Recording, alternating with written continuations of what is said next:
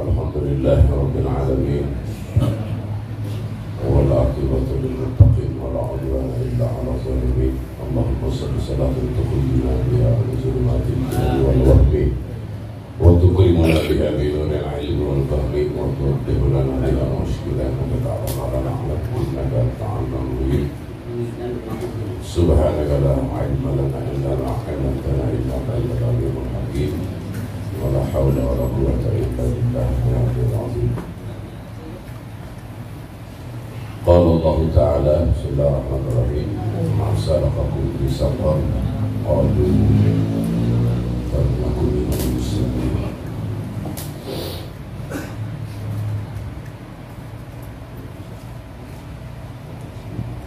وتكل ما أوجب أعظم الأمرين بخصوصه لا يجب أهونهما بحكمه.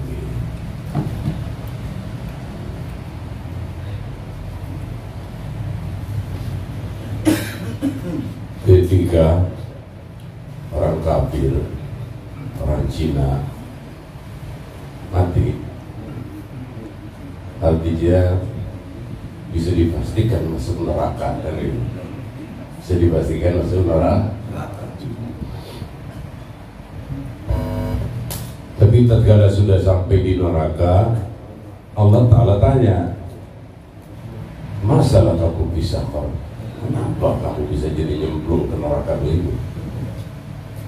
Jawaban mereka, qalu lam naku minal musallin. Qalu lam naku minal musallin. Karena kami di dunia nggak pernah sholat. Karena waktu di dunia nggak punya sholat. Tetapi tatkala dia di dunia enggak wajib sholat. Enggak wajib sholat. Cina wajib sholat enggak?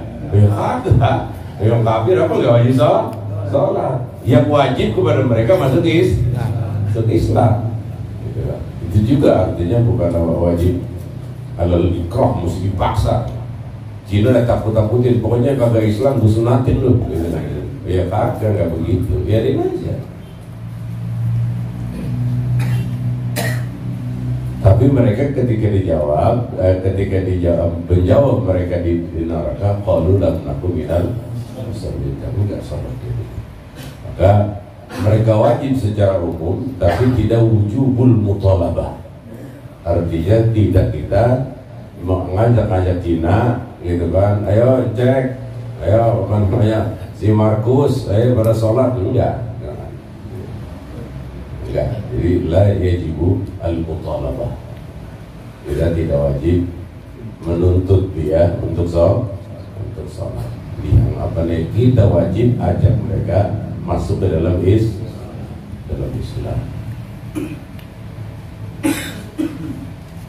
Kemudian orang kafir yang laki bini,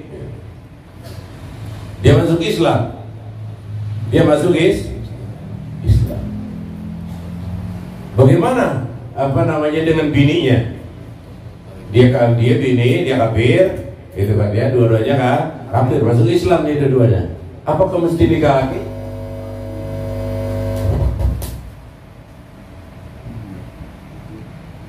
Artinya apa? Artinya kita secara Islam mengiyakan pernikahan mereka bahwa mereka sah, bukan berzina.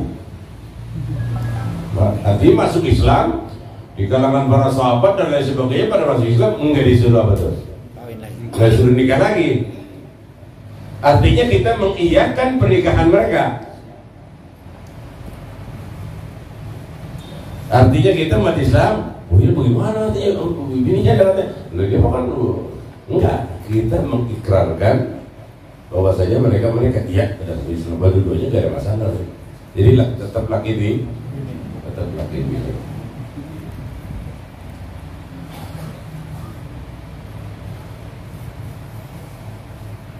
Ma'aujaba a'zamal amraini bi'umumihi na'am bihususihi la yajibu na'am ahwanahum bi'umumihi. Apabila kita kena dua yang wajib, yang satu kecil, yang satu gede. Kita junub, kita artinya yang wajib kepada kita adalah memandi hadas besar. Artinya hadas kecil nggak perlu lagi ikut. Kita udah mandi junub, dia nggak perlu itu lagi udah. Kalau kita mandi junub, kita udah nggak perlu udah lagi ngikut yang kecil. Atau di dalam Islam dia zina, gitu kan? Sebelum zina, wah dia pelukin, dia apain begitu kan? Itu kan kena ta'zir juga? Enggak, cukup had yang gedean, cukup yang gedean, yang kecil mengikut dia, diampunin udah nggak ada lagi sebagai apa? Karena kewajibannya yang gede. Seperti wajib junub, dia wajib mandi, setelah itu udah nggak wudu lagi. Kalau di wudu ya nggak apa-apa, nah, itu ada sunnah. Dari pertanyaan Allah SWT pertama tadi, apa katanya? Masalatukum fi saqar qalu lam nakum minal musallin. Apa yang menyebabkan kalian terjun ke neraka? Mereka menjawab, kami tidak salat. Maka menjadi syarat awal untuk wajibnya salat ada orang Islam. Al-Islam mesti Islam dulu. Baru setelah Islam mau disunatin kayak mau belum disunatin kayak asal dari Islam juga salat dulu. Kemudian al-aqlu. Kemudian dia Islam tapi berakal. Kalau dia Islam tapi duit cepet nggak tahu, 50 nggak tahu apa, ya enggak wajib sholat. Biar biar apa tua juga kagak. Lah kagak ditanya dia nggak kenal, apa dia kagak mau dikasih duit disobek aja itu dia nggak mau. Makanya jadi nggak wajib sholat.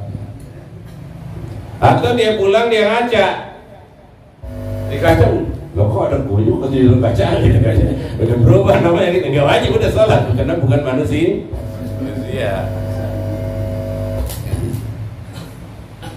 Itu wajiban. Artinya kenapa kita wajib sholat? Ya pertama kenapa muslim akil, arti berakal. Tapi kan akal yang tidak ada maka ya tidak jadi sholat, nggak apa-apa. Ya maksudnya akil balik lah gitu ya, kayak seperti yang kecil-kecil kayak gini, wujubul amri lil walidain, artinya wajib memerintahkan doang ya. Sedangkan hadis perintah itu juga bisa dipahami dua. Jadi muru auladakum bisolati lisab'in wa qribuhu bi asri. Perintahkan anak kamu untuk salat, itu namanya amru ta'lim. Perintah ngajarin. Ngajarin. Wadribu li asrin, boleh dipukul. Darbu ta'limin wa ta'dibin. Pukulan juga pukulan ngajarin, bukan diantem pakai rotan rendeman. Begitu kan, nggak bisa dikabur tuh anak, biar gak pulang lagi udah. Langsung jadi preman di kota dan sebagainya. Enggak, artinya mendidik. Baik perintah ataupun gebuknya ke perintah didikan, pukulnya pun pukulan ngajarin, didik bukan karena kesel atau karena apa, karena mendidik.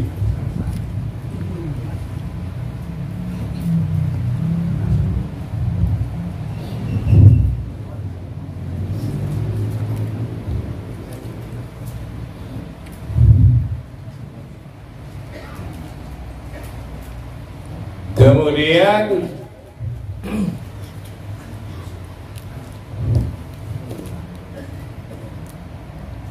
ma'rifatu dukhulul waqti, Kita tidak boleh sembahyang aja kecuali kita sudah tahu bahwasanya waktu sudah sampai. Apakah masuknya waktu itu ketika Allahu Akbar itu menentukan waktu masuk apa panggilan sholat? Belum tentu. Kadang-kadang anak-anak di musola yang salah lihat jam, masih 5 menit atau masih 10 menit itu udah azan, udah masuk tuh waktu. Maka itu bukannya panggilan sholat. Panggil sholat jam berapa juga azan boleh aja. Tetapi waktu azan itu bukan menunjukkan bahwasanya masuknya waktu.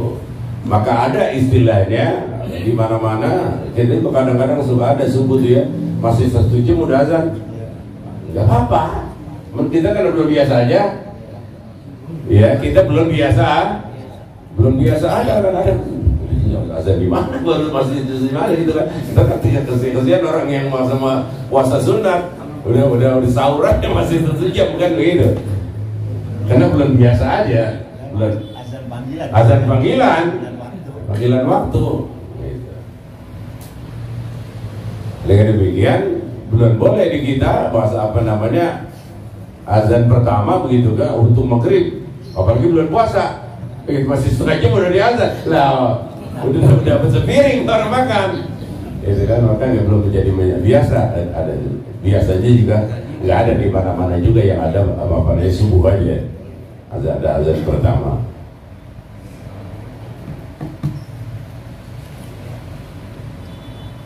Kemudian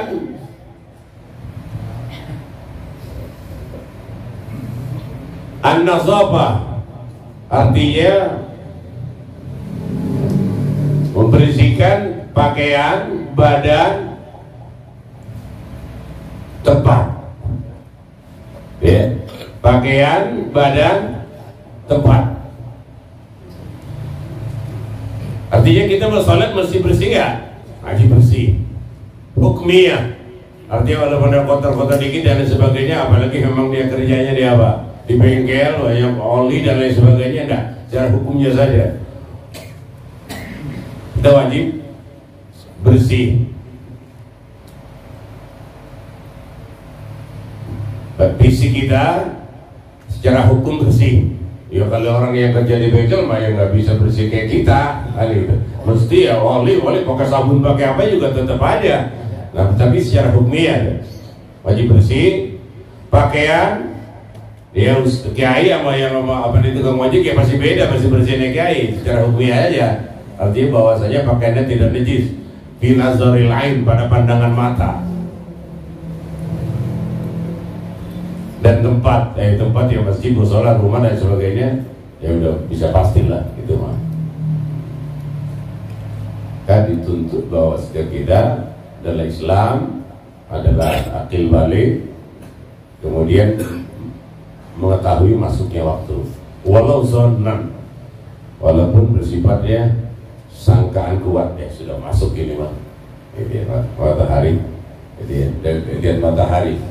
Walaupun pada dasarnya itu zaman dulu orang mau sholat lihatnya matahari, sekarang lihat HP udah jam berapa ya. Kadang-kadang HP-nya diazanin, kadang-kadang HP-nya diazan. Sudah. Artinya bikinan kemarin itu bikin mudah. Masya Allah Ta'ala fidini min haraj. Allah Ta'ala jadikan agama ini tidak sulit, bikinan mudah, bukan mudah. Nah dulu merepot. Dari pagi gelap, hujan mendung dan sebagainya, gitu kan.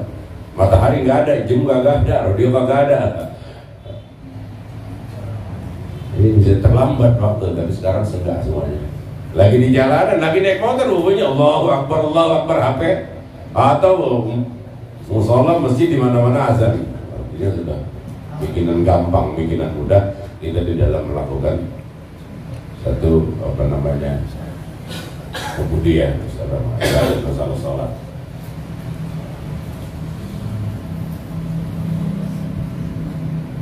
Nah, kemudian setelah itu baru kita masuk kepada syaratnya, bukan ada syarat wajib, syarat sah. Kalau itu syaratnya wajib. Kalau syaratnya sayang pertama adalah niat, dan yang berubah di sini niat. Kita mazhab Syafi'i pasti sudah menjadi pasti bahwasanya mesti berucap dengan lidah. Artinya usolli fardal zuhri, fardal asri, fardal rabah. Padahal ini hukumnya enggak sunnah, hanya bagus. Enggak ada di dalam kitab fikih disunatkan membaca usul. Wa yustahabbu, bukan artinya sunat. Iya. Maka ketika kita masuk ngambil air sembahyang pada waktu kita masuk sembahyang zuhur, sembahyang asar, sembahyang maghrib, kita sudah ada di dalam hati kita mau sembahyang. Waktu kita wudhu kita sudah ada di hati kita mau sholat. Artinya tatkala kita sampai ke tempat berdiri kita sholat, ya sudah, Allahu Akbar. Seandai kata begitu saja, sudah. Nah, disitulah perbedaannya antara kita dengan mazhab yang lain. Bahasa yang lain boleh takdim an-niyat. Artinya boleh ketika kita wudhu, begitu wudhu, jalan dari tempat wudhu ke masjid kita niat, aku sembahyang zuhur, sampai di tempat Allahu Akbar. Kalau Imam Syafi'i, mazhab Syafi'i adalah di waktu takbir. Berat. Allah, lidah kita mengucapkan Allahu Akbar, hati kita mesti apa tuh? Mesti berkata aku niat sembahyang zuhur, asar atau agak berat. Bagaimana ketika usolli kita qadha zilal barakatin adan lillahi adan mahmuman lillahi ta'ala Allah, mulut kita lagi ngomong Allahu Akbar, hati kita masih ngomong. Berat gak tuh? Berat karena ada nggak ketemu, nggak keuber, nggak keuber. Karena Imam Syafi'i mendefinisikan niat itu muktaran, mesti bareng, mesti bareng. Dia agak berat. Walaupun hasilnya wallahu alam gitu ya. Hasilnya wallahu apakah yang pakai niat ini yang paling bagus, ini bagus, semuanya mazahib adalah benar. Semuanya mazahib adalah benar.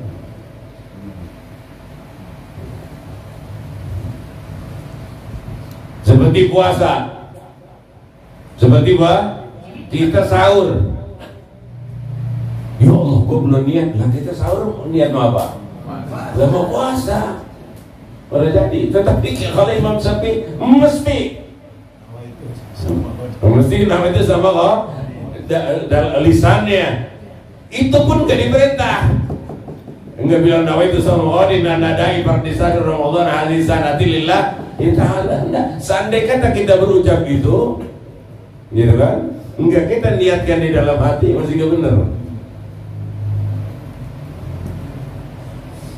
Dan likulli yaumin saumun mustaqillah. Jadi nggak boleh diborong. Kita niat puasa, nggak boleh diborong. Saja aku mau puasa 1 bulan Ramadan. Enggak, mesti setiap malam.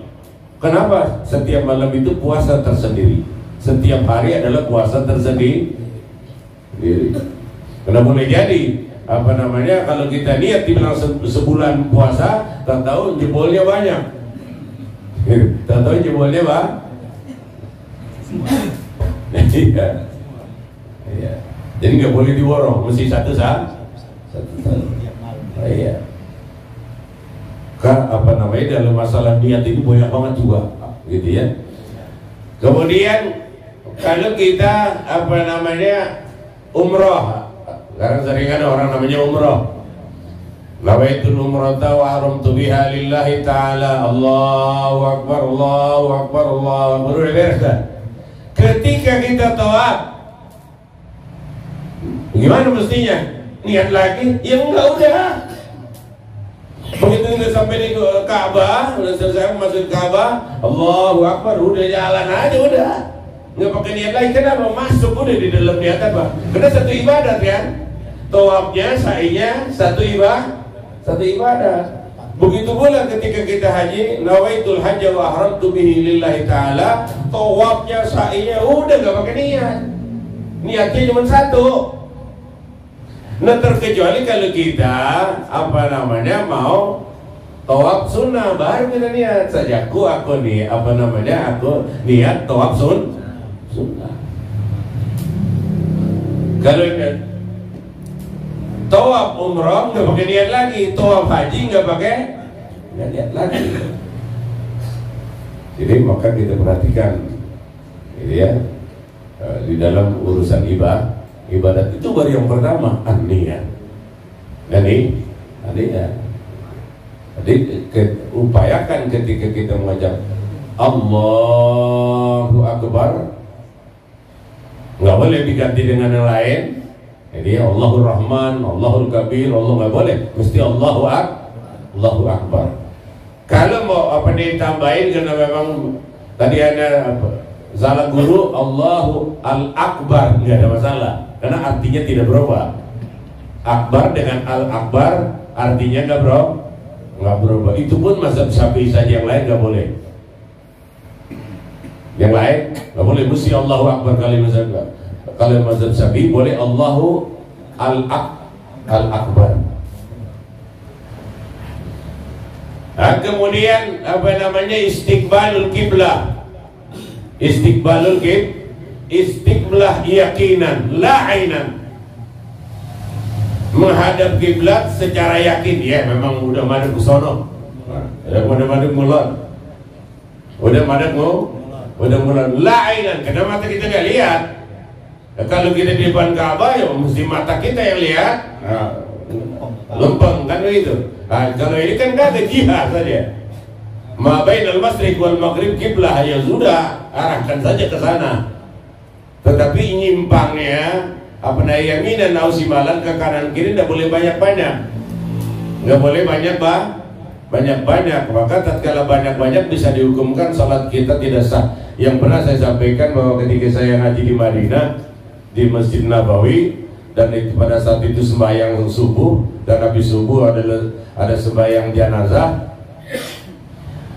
Ketika selesai jenazah kita ngaji, dan ditanya oleh guru bilang setengah daripada orang yang sholat jamaah tadi sembahyang subuh, sembahyang jenazah tidak sah sholatnya. Di mana letaknya? Bingung kita. Di mana orang sembahyangnya masing-masing? Emang kita ngeliatin orang? Nggak ada yang bisa jawab pada saat itu. Nah, setelah kita jawab salam dan jadalah, kita terima bahwa kita nggak tahu, baru dikasih tahu. Kenapa? Ketika assalamualaikum, kalau kata ngikut dadahnya assalamualaikum warahmatullah, dadahnya udah pergi kemana-mana. Maka boleh lehernya assalamualaikum warahmatullah, putar itu leher, sampai terbalik pun nggak apa-apa, tapi jangan dada. Karena itu apa nyimbang udah jawab artinya kan assalamualaikum warahmatullah, nggak boleh dada. Assalamualaikum leher doang. Namanya istiqbalul kiblah. Dan mungkin saja ketika kita tahiyat agak menceng sedikit, maka itu nggak jadi masalah. Ini ya agak menceng kan, tapi dalam posisi masih tepat. Jadi, itu hati-hati banget. Masih banyak. Apalagi ketika sholat jenazah, saya masih lihatin ini karena ngajinya nggak tahqiq, gitu ya. Ngajinya nggak assalamualaikum warahmatullah, assalamualaikum. Yo, sholat wajib juga sama, sholat yang lain juga. Ketika assalamualaikum itu leher doang, jangan badan-badannya ikut. Assalamualaikum warahmatullah. Lah mau kemana ini? Maka istiqbalul kiblat yakinan. Jadi kita menghadap kiblat secara yakin dan dalam fullnya sholat dari Allahu Akbar sampai assalamualaikum. Ada tidur sembahyang musola, di masjid dan berjamaah, dia masih memiring aja. Ada aja itu kagak punya perasaan dan salah. Ini bagaimana bilangin ini orang ini ya? Udah ada sapnya, udah lempeng, tapi masih miring aja dirinya. Iya kak, lah masih begitu aja. Kecuali kalau memang dia udah begitu banget dah, emang badannya udah miring begitu kan, gak ada masalah udah. Gitu kan. Udah namanya lurus begini kakak. Masih begini aja, masih ada yang begitu aja. Nah, kalau gitu mau penyakit kali udah. Jadi udah punya, emang udah miring nggak bisa gimana, gitu kan ya. Biasa. Udah penyakit badannya agak miring udah. Tadi ada apa tukang nyerut mulu kali mah. Ada gimana kan gitu. Iya. Itu diantaranya. Kemudian satrul aurat, nutup aurat. Ya. Ya orang Islam, maka dibilang ada adab, ya ada arkan, ada etika, sopan santun dan ada rukun sebenarnya. Sebetulnya orang laki kita ke kemben aja datang ke musola, ke masjid, sah salat jamaah sah, nggak ada satupun di antara ulama yang mengatakan tidak sah. Tetapi kita bisa. Apa kemben aja ke masjid, ke musola gitu kan, baiklah. Ngapa ini dia? Dikata ngapa kan? Udah banyak, apalagi ustaz begitu kan? Lah sah hukumnya, bukan masalah sahnya. Nah itu kemben bisa diantaranya karena artinya satu laurat secara hukum aslinya adalah main surah baru antara pusat dengan dengkul ditutup, udah beres. Artinya ke kemben boleh nggak? Boleh. Malu. Ya malu. Maka Allah Taala firmankan, masalakakum fi saqar qalu la takum nusalli, atau ayat khusus zinatakum inda kulli masjidin ay inda kulli salatin. Maka pakailah pakaian yang terbaik ketika kita sholat. Itu namanya wabil adab.